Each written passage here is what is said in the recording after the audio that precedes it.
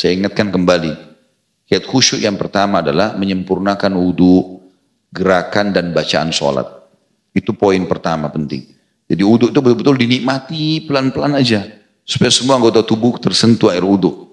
Karena menyempurnakan wudu menjadi penyebab bersihnya dosa. Bersihnya dosa berarti salah satu kiat untuk khusyuk dalam sholat. Yang buat tidak khusyuk adalah dosa. Nah, wudunya harus sempurna, gerakannya dan bacaan sholatnya. Itu disatukan dalam satu poin gitu. Itu kiat pertama. Yang kedua, membuka mata dan mata diarahkan ke tempat sujud. Sebagaimana hadis Nabi SAW, Allah terus memandang wajah seorang hamba yang matanya ke tempat sujud. Jadi jangan ditutup. Ya, matanya jangan ditutup. Saya pernah jelaskan itu, kalau sudah ditutup matanya, gelap, dingin, tidur. Jadi matanya dibuka. Kemudian yang ketiga, dia mengeluarkan bacaan walaupun dalam sholat sir.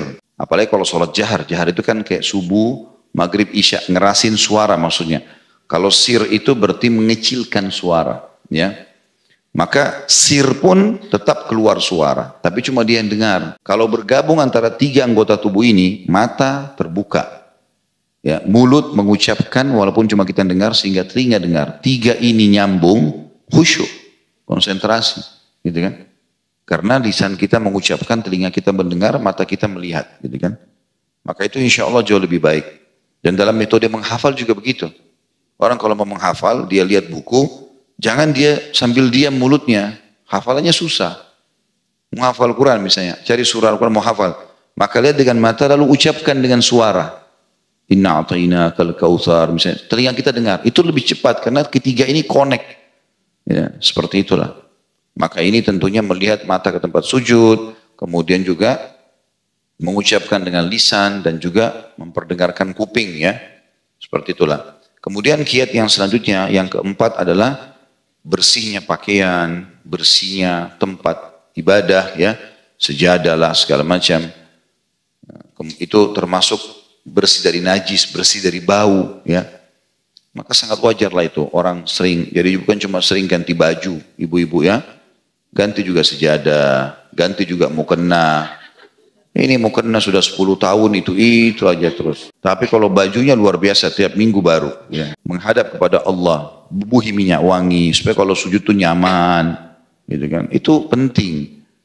Allah SWT juga menilai itu kan kemasan dalam ibadah. Saya pernah jelaskan itu ya.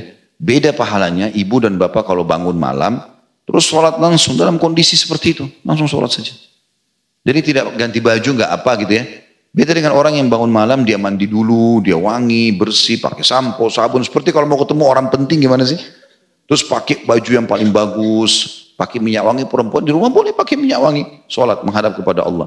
Sikat gigi, pakai mouthwash, wangi, sholat. Malu bicara sama Allah, bawa mulutnya keluar. Apalagi sambil nguap-nguap. Ya. Jadi itu semua termasuk kiat kekhusyuan. Kalau badan kita segar, baju kita wangi, sejadahnya wangi gitu kan enak. Itu menambah kekhusyuan. Jadi bersihnya tempat. Begitu juga dengan segarnya badan. Ya. Itu kiat-kiat kekhusyuan. Termasuk dalam masalah kekhusyuan adalah terangnya ruangan, tempat sholat. Jangan gelap-gelap. Kecuali darurat memang mati lampu. Nyalain lampu kamar. Gitu kan. Jadi sejadahnya ditaruh di bawah lampu. Lampu nyorot. Jadi nggak ngantuk. Gitu kan. Itu terang. Jadi kita terang bisa melihat. Ya. Tempatnya nyaman, nyalakan lampu semua kalau bangun malam, bangun sholat, ya gitu.